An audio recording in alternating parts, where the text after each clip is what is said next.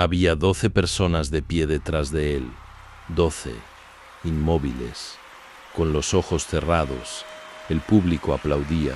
Lo que nadie sabía, lo que nadie podía saber, es que 11 de esas 12 personas ya habían matado, y la 12ª estaba esperando su turno. Esta es la historia del detective Rodrigo Salcedo.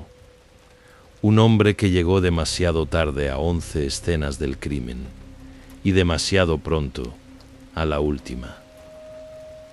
La lluvia en Tepito a las 3 de la madrugada tiene una calidad específica que quien la ha conocido no olvida. No es la lluvia limpia de otras partes de la ciudad. Es una lluvia que cae sobre décadas de asfalto y comercio y historia y que llega al suelo convertida en algo más complejo que agua, que golpea los puestos cerrados y las paredes pintadas y los cables cruzados entre los edificios con el sonido de algo que no está lavando sino recordando. Rodrigo Salcedo llevaba 3 días sin dormir. No era la primera vez. En 20 años de policía había acumulado suficientes noches en blanco como para haberlas normalizado, para haberlas incorporado al metabolismo del trabajo como una condición más del oficio.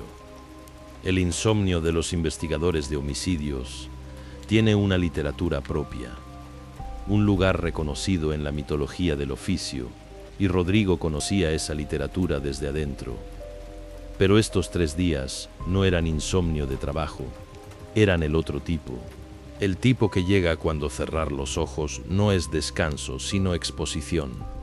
El momento en que la oscuridad del cuarto se convierte en pantalla y la pantalla proyecta siempre lo mismo: una niña de 7 años, un cruce de avenidas, el sonido específico que hace un cuerpo pequeño cuando el mundo le hace algo que los cuerpos pequeños no están construidos para resistir.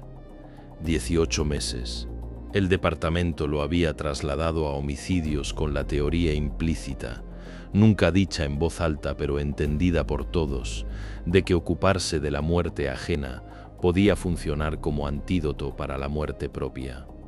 Que el volumen y la variedad y la urgencia de los casos podían llenar el espacio donde vivía el peso de una pérdida particular.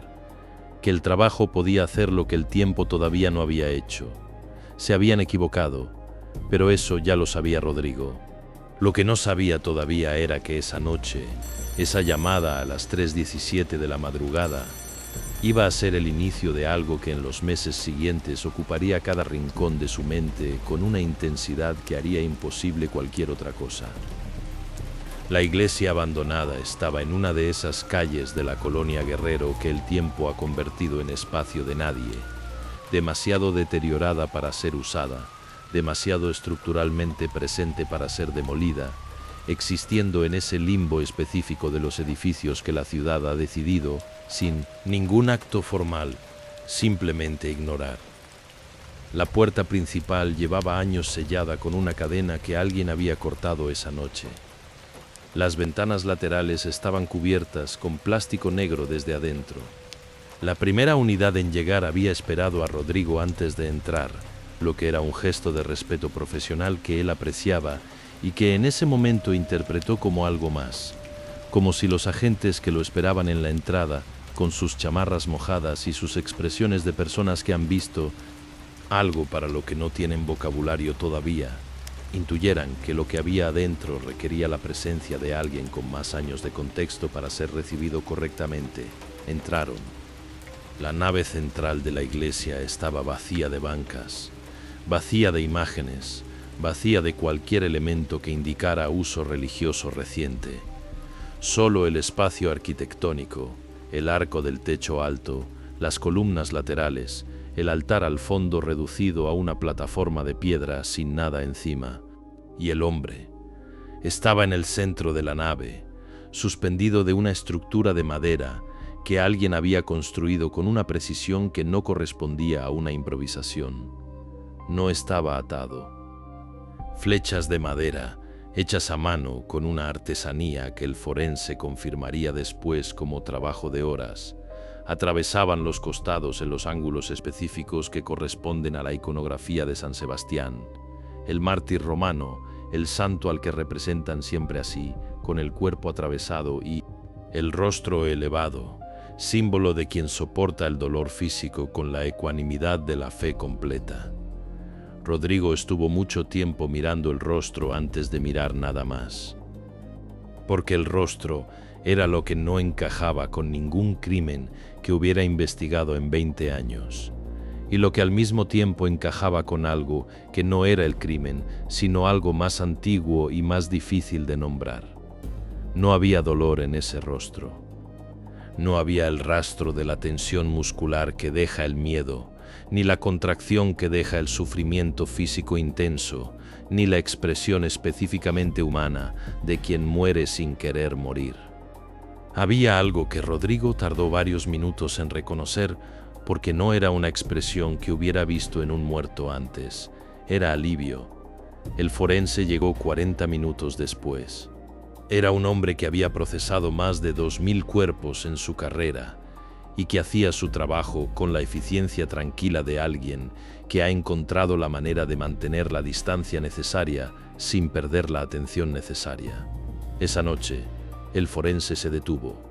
Se quedó mirando el cuerpo durante un momento que fue visiblemente más largo que su protocolo habitual, y luego dijo, en voz baja, casi para sí mismo: este hombre no opuso resistencia. Sostuvo los clavos él mismo. La frase quedó en el aire de la iglesia mojada con el peso específico de las cosas que se dicen y que no pueden desdecirse. Rodrigo procesó la escena durante 2 horas más. Y fue en ese trabajo metódico cuando encontró lo que alguien había colocado con deliberación en el lugar donde debería ser encontrado, pero donde solo llegaría quien buscara con suficiente cuidado. Debajo de la lengua del muerto, una moneda pequeña, de cobre, del tamaño de una antigua moneda de 5 pesos, pero sin ninguna denominación impresa. Solo un símbolo grabado en relieve. Un pez, no el ictus cristiano. Era un pez diferente, más estilizado, con una precisión en el grabado que sugería que no era un símbolo improvisado, sino uno diseñado con intención y reproducido con consistencia.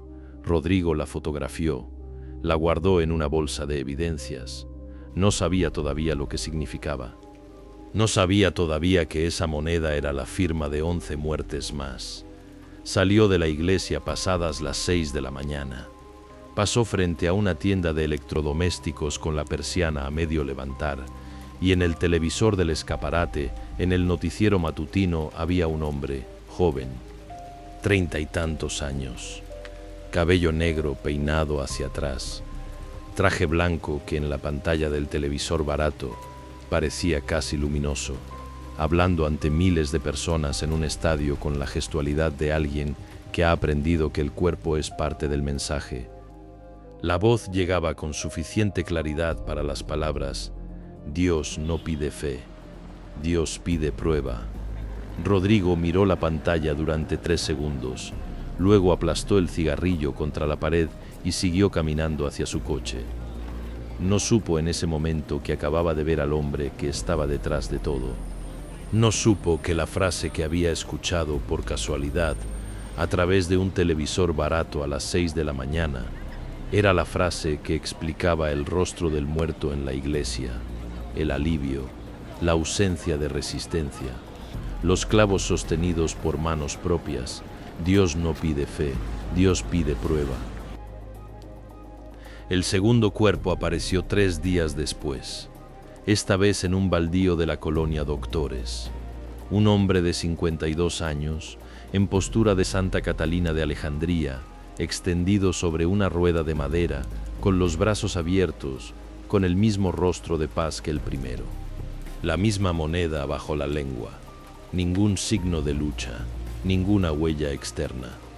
La semana siguiente, el tercero, para cuando llegó el cuarto, Rodrigo había dejado de dormir por razones que ya no tenían nada que ver con su hija, o que tenían todo que ver con ella de una manera que todavía no podía articular, pero que sentía con la claridad de algo que se aproxima y que no tiene intención de detenerse.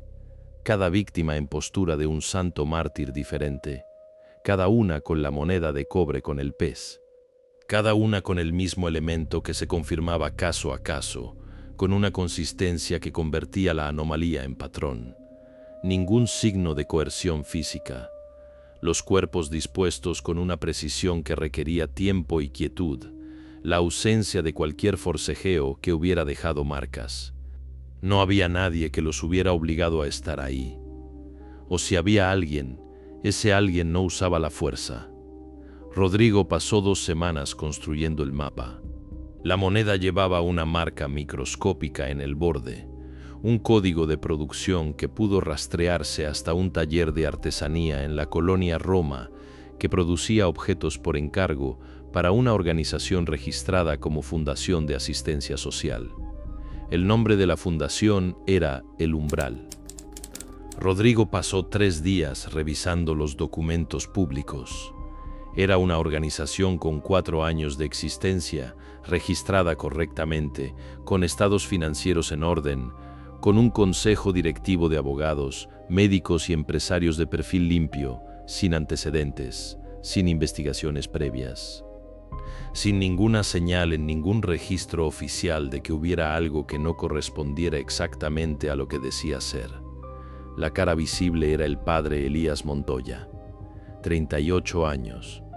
Sin formación sacerdotal en ninguna iglesia reconocida, el título era autoasignado, sin antecedentes penales, sin expediente en ningún servicio de inteligencia. Un hombre que en el papel no existía de ninguna manera problemática, pero que tenía seguidores contados en decenas de miles. Rodrigo lo buscó en archivos de medios. Entrevistas en revistas que lo describían como un líder espiritual carismático que llenaba estadios con mensajes que combinaban catolicismo popular con una teología propia. Videos en los que hablaba ante multitudes con esa voz suave, casi musical, que en las grabaciones de mayor calidad tenía una calidad hipnótica visible, incluso para alguien que la miraba con la distancia del investigador que busca el mecanismo detrás del efecto. Rodrigo no podía infiltrarse él mismo. Era conocido en demasiados círculos y tenía el perfil equivocado. Un hombre de 43 años con cara de policía que ha visto demasiado no era el tipo de persona que el Umbral atraería naturalmente. Necesitaba a alguien diferente. Valeria Reyes tenía 29 años, un título en Ciencias Sociales y 3 años en la unidad, durante los cuales había demostrado la combinación de inteligencia analítica y control emocional que hace a alguien efectivo en trabajo encubierto. Era escéptica por formación y por temperamento. El tipo de persona que necesita entender el mecanismo antes de aceptar el efecto, que no se deja llevar por el ambiente sin tener primero un mapa de cómo funciona. Perfecta, pensó Rodrigo. Se equivocó, pero eso lo sabría después. Valeria entró como voluntaria durante la segunda semana del 5º mes del caso. Sus reportes iniciales eran exactamente lo que Rodrigo esperaba. La descripción analítica de alguien que observa un fenómeno social con herramientas de quien lo estudia desde afuera. Reuniones de grupo con una estructura que combinaba la confesión colectiva con algo parecido a la terapia de duelo. Personas que llegaban con pérdidas recientes y que encontraban en el umbral un espacio donde el dolor no era patologizado sino elevado, donde no se les decía que debían superarlo, sino que su herida era señal de una profundidad espiritual que la mayoría de las personas no tenía. Montoya era, según los primeros reportes de Valeria, extraordinariamente hábil. No predicaba dogma, hacía preguntas. Preguntas que llevaban a los asistentes a articular sus propias creencias en una dirección específica, de manera que al final de cada sesión las personas no sentían que les habían dicho qué pensar, sino que habían llegado por sí mismas exactamente a donde Montoya había diseñado que llegaran. Nada ilegal, pero tampoco nada accidental. Rodrigo leía esos reportes y buscaba en paralelo. Excavó en los archivos de la Fundación, en los registros de sus actividades públicas, en las bases de datos de hospitales y cementerios y grupos de apoyo a los que el Umbral tenía acceso formal. y encontró el patrón que lo cambió todo. Cada uno de los 12 seguidores más cercanos a Montoya, el círculo interno que Valeria había identificado como distinto del resto de la congregación, había sufrido una pérdida específica entre 6 y 12 meses antes de unirse al grupo. Un hijo, una esposa, un hermano. Una pérdida del tipo que no se supera, sino que se lleva, que redefine la identidad de quien la sufre de una manera que ninguna terapia y ningún tiempo alcanzan completamente. No era coincidencia. Rodrigo lo verificó caso a caso, con la meticulosidad dolorosa de alguien que necesita que los números sean concluyentes antes de poder creer lo que ya sabe. Montoya o sus colaboradores habían estado presentes en los espacios donde esas personas transitaban su duelo. Hospitales, cementerios, grupos de apoyo. Los contactos iniciales habían sido siempre en esos espacios, siempre en el periodo de máxima vulnerabilidad, siempre con la sutileza suficiente para no parecer reclutamiento sino coincidencia. Montoya no buscaba creyentes, buscaba heridas abiertas. Rodrigo escribió en su libreta, con la letra pequeña y precisa que usaba para las notas que no quería que nadie más leyera. No reclutaba creyentes, reclutaba heridas abiertas. Y luego escribió, debajo, con el bolígrafo más presionado contra el papel: yo también soy una herida abierta. Lo tachó inmediatamente, pero lo había escrito. La noche en que Rodrigo entró a una reunión del Umbral no fue una decisión táctica, fue un error. Había seguido a uno de los miembros del círculo interno desde su trabajo hasta un edificio en la colonia Narvarte, con la intención de fotografiar la entrada, documentar quién más llegaba, construir el registro visual que el expediente todavía necesitaba. Llegó 20 minutos antes de lo que calculó. La puerta estaba abierta. Había gente entrando sin que nadie verificara identidades. Rodrigo entró. El espacio era un salón de usos múltiples en el segundo piso, con sillas dispuestas en círculo y una iluminación deliberadamente cálida que transformaba lo que era un cuarto ordinario en algo que se sentía, físicamente, como un lugar diferente. Había 30 y tantas personas, edades distintas. El tipo de grupo que en la calle no tendría nada en común, pero que en ese cuarto compartía algo que Rodrigo reconoció antes de poder nombrarlo. Todos habían perdido algo. No lo sabía por ningún archivo. Lo sabía porque llevaba 18 meses reconociendo esa expresión en el espejo cada mañana. Montoya no estaba. Era una reunión de grupo ordinaria, facilitada por una mujer de 40 y tantos años con la voz tranquila de alguien que ha aprendido a habitar su propio dolor con suficiente comodidad para ayudar a otros a habitar el suyo. Rodrigo se sentó en una silla del perímetro exterior, cerca de la puerta, con la postura de alguien que todavía no ha decidido si va a quedarse. Se quedó, no porque la investigación lo requiriera, porque en los primeros 10 minutos escuchó a un hombre de unos 50 años describir la muerte de su hijo con una precisión y una calma que solo es posible cuando se ha contado la misma historia suficientes veces como para encontrar las palabras exactas. Y algo en esa descripción, en la economía, específica con que ese hombre nombraba lo que había perdido, hizo que Rodrigo sintiera en el pecho la presión familiar que había aprendido a reconocer como la señal de que necesitaba salir de donde estaba. No salió.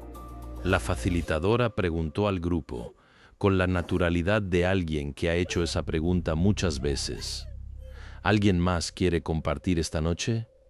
El silencio duró varios segundos. Rodrigo miró el suelo. No habló. Pero el impulso de hablar estuvo ahí, real y medible, durante un momento que fue más largo de lo que debería haber sido para un hombre que estaba en ese cuarto con una identidad falsa investigando una organización conectada con 11 homicidios. Salió antes de que terminara la reunión. Caminó hasta su coche y se sentó sin encender el motor durante un tiempo que no midió. Luego sacó la libreta y escribió, con la letra pequeña de las notas que no quería que nadie leyera: entiendo por qué funciona, Y debajo, después de una pausa que se veía en la presión diferente del bolígrafo, entendería por qué funciona aunque no fuera policía. Lo tachó, pero era verdad. Y esa verdad era la más peligrosa que había encontrado en todo el caso. Más peligrosa que las monedas, que las posturas de mártir, que la arquitectura jurídica que hacía a Montoya intocable. Porque las otras podían ser nombradas en un expediente, podían ser procesadas por el sistema con sus herramientas, aunque fueran insuficientes. Esta no. Esta vivía en el mismo lugar donde vivía la pérdida. Y la pérdida no tenía expediente. Encendió el motor. Los cuerpos siguieron llegando. El séptimo, el octavo, el noveno, el décimo. Para cuando llegó el décimo, Valeria había dejado de contestar el teléfono. La encontró 4 días después.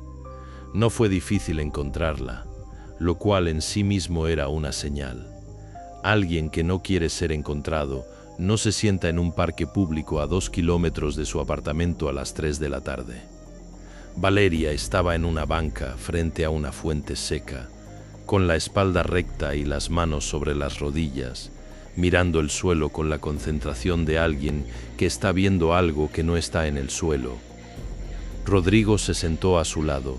No dijo nada durante un momento. Había aprendido, en 20 años de trabajo con personas en estados de crisis, que el primer gesto importa más que las primeras palabras. Cuando Valeria habló, lo hizo sin mirarlo. No lo entiendes, nadie los obliga. Por eso es más grande que cualquier cosa que hayas visto.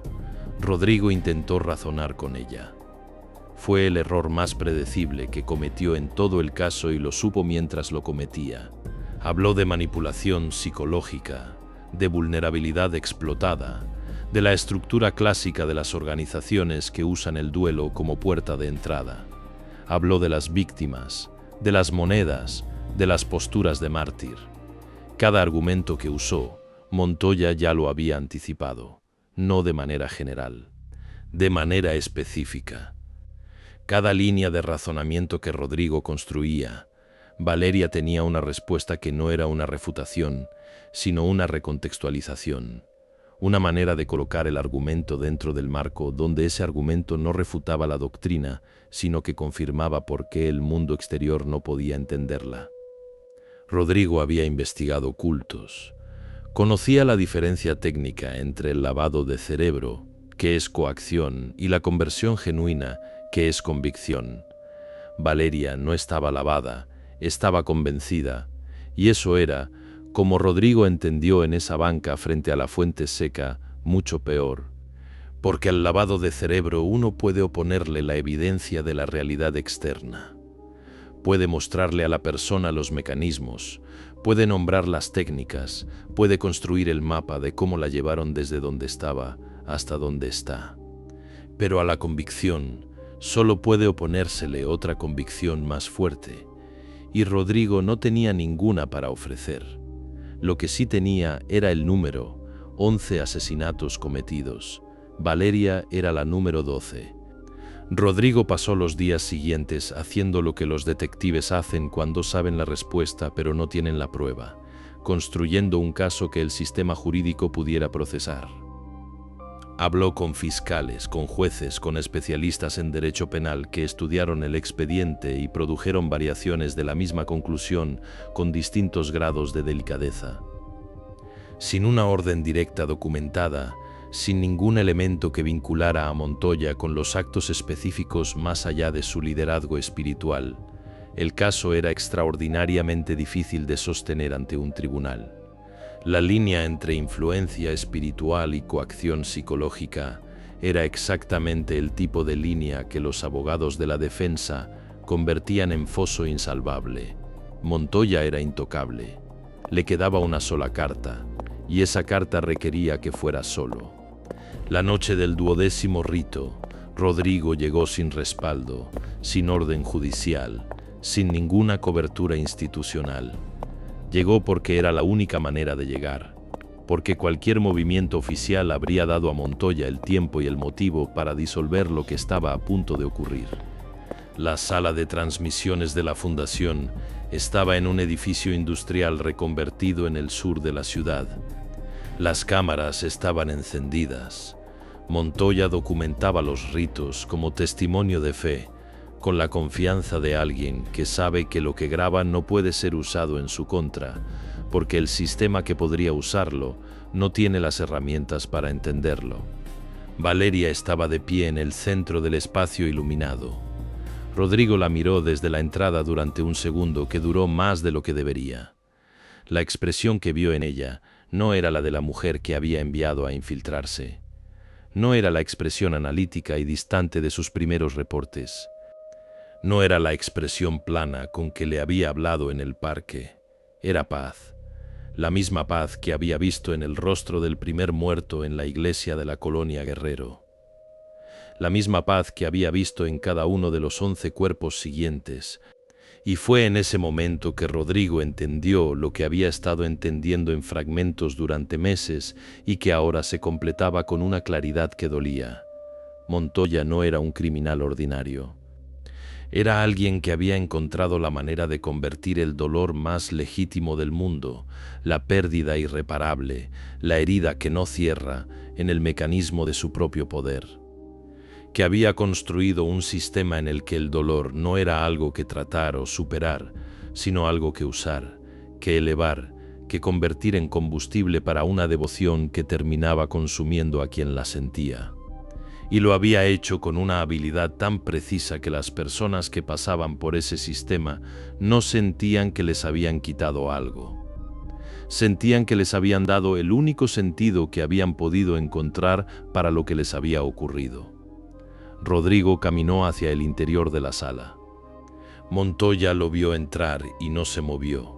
Estaba al fondo, de pie junto a las cámaras, con la calma de alguien que esperaba exactamente esto, que lo había considerado como posibilidad y que había decidido que la presencia de Rodrigo no cambiaba nada esencial.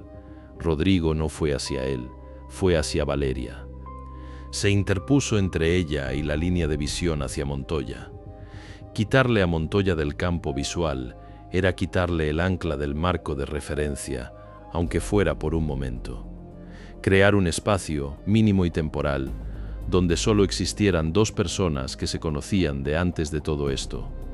Se inclinó hacia ella, y en voz tan baja que las cámaras de Montoya no podían captarla, tan baja que existía solo en el espacio entre los dos, le dijo una sola cosa. Él estuvo en tu dolor, o tú estuviste en el suyo. El silencio que siguió fue el más largo que Rodrigo había experimentado en una escena activa en 20 años de carrera. No fue el silencio del impacto inmediato, fue el silencio del procesamiento, de algo que llega y que el cerebro necesita tiempo para integrar, porque toca una fibra que ha estado protegida detrás de todas las capas de certeza que Montoya había construido alrededor de ella. Montoya, desde el fondo de la sala, observó sin moverse.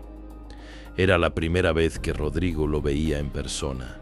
Era exactamente el hombre del televisor barato de 6 de la mañana. Pero en la presencia física había algo que ninguna grabación podía transmitir. Una calidad de atención casi física, como si el espacio entre él y quien miraba tuviera una densidad diferente.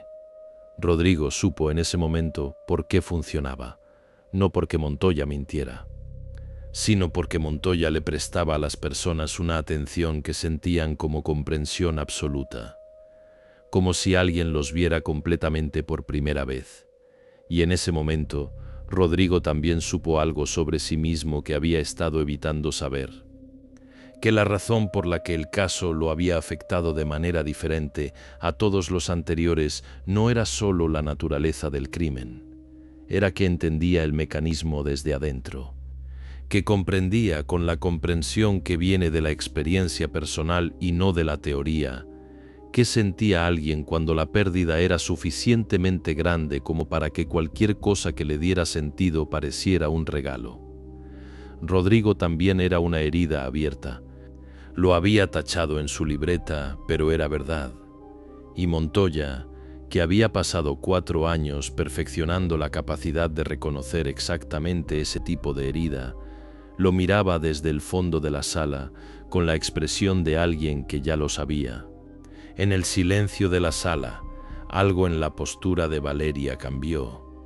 Un cambio mínimo, casi imperceptible, del tipo que solo nota alguien que lleva años leyendo cuerpos. Una pequeña liberación de tensión en los hombros, una exhalación más larga que las anteriores. Montoya lo vio, y por primera vez su expresión cambió. No a miedo, a algo más difícil de nombrar y más revelador. La expresión de alguien que ve que algo que construyó con mucho cuidado acaba de mostrar una grieta.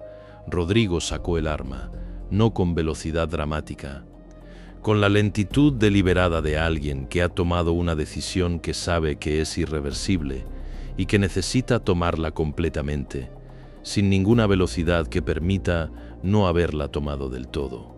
Apuntó a Montoya. Montoya no se movió. Lo miró con esa calma que era su sello, el núcleo de todo lo que había construido. La calma de quien ha decidido que el miedo es información y no respuesta. «Detective», dijo, con la misma voz suave de los videos. «Usted sabe que esto no resuelve nada. Sabe que el sistema no me puede tocar.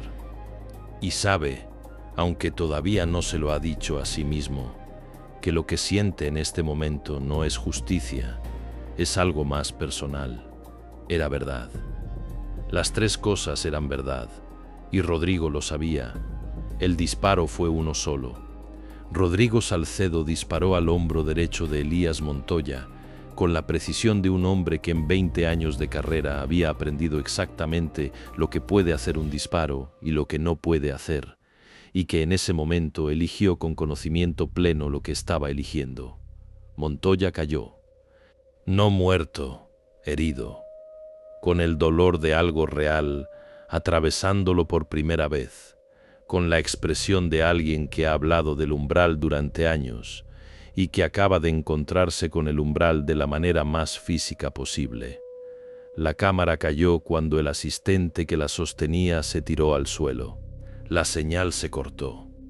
Lo que ocurrió después ocurrió en el terreno del sistema que Rodrigo había servido durante 20 años y que en ese momento se volvió en su contra con la eficiencia que los sistemas tienen para procesar a quienes rompen sus reglas, independientemente de por qué las rompieron. Hubo una investigación, hubo una suspensión, hubo un proceso que duró meses y que consumió el expediente del caso de una manera que produjo el resultado que los abogados que lo analizaron describieron como inevitable. Montoya, cuya organización tenía recursos para una defensa sofisticada, fue procesado por los cargos que la evidencia disponible podía sostener, que eran, después de todo el trabajo de meses, considerablemente menos de los que Rodrigo había esperado. Rodrigo fue dado de baja, no con deshonra formal, con la variante burocrática que es en la práctica indistinguible de la deshonra. Retiro anticipado, expediente con anotaciones, la puerta cerrada de la manera específica en que se cierra cuando el sistema quiere que quien salga entienda que no puede volver. Valeria salió del umbral en los días posteriores a esa noche, no de manera dramática, de manera gradual, con el trabajo lento y no lineal de alguien que deshace una construcción que fue hecha con cuidado. Tardó meses. Necesitó apoyo que Rodrigo, por razones que eran el resultado directo de sus propias decisiones, no pudo darle desde ningún rol institucional. Lo que Rodrigo perdió esa noche no fue el trabajo. El trabajo era recuperable, en alguna forma, en algún contexto diferente. Lo que perdió fue la certeza que había mantenido durante 20 años de que hacer lo correcto y hacer lo legal eran, en los casos que importaban, la misma cosa. Que el sistema al que había dado su carrera era, en última instancia, el instrumento adecuado para lo que necesitaba hacerse. Había disparado porque era lo correcto. Y el sistema le había dicho que no.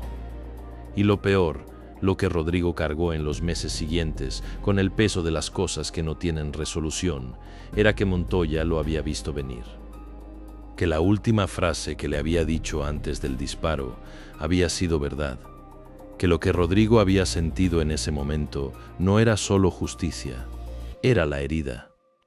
Era la niña de 7 años y el cruce de avenidas y 18 meses de insomnio y la comprensión, que no podía desdecirse aunque quisiera, de que él también había sido exactamente el tipo de persona que Montoya buscaba en los hospitales y los cementerios y los grupos de duelo, que la diferencia entre él y las 12 personas del círculo interno del umbral no era que fuera más fuerte, más inteligente, más resistente a la manipulación.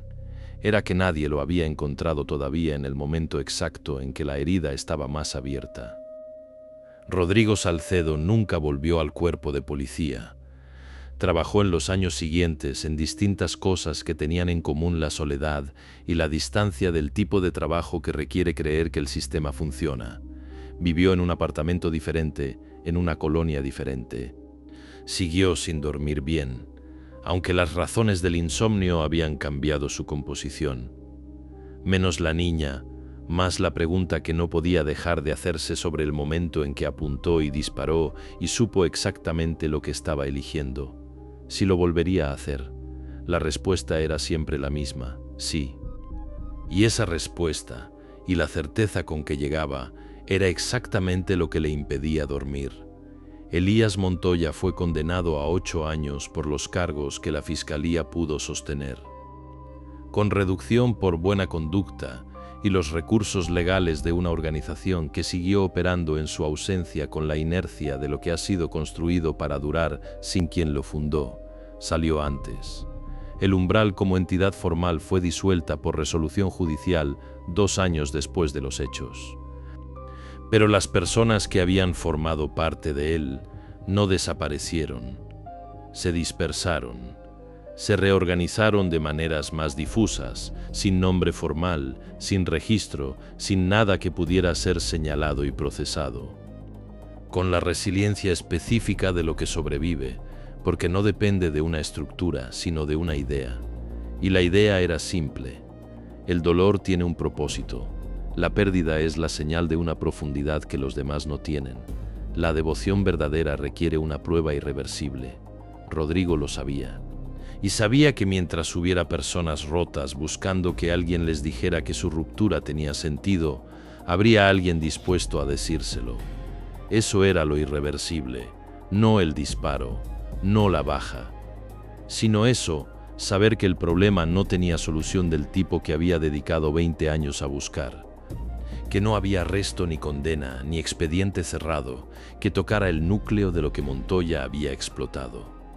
Porque el núcleo era el dolor humano, y el dolor humano no desaparece. Solo busca dónde ir.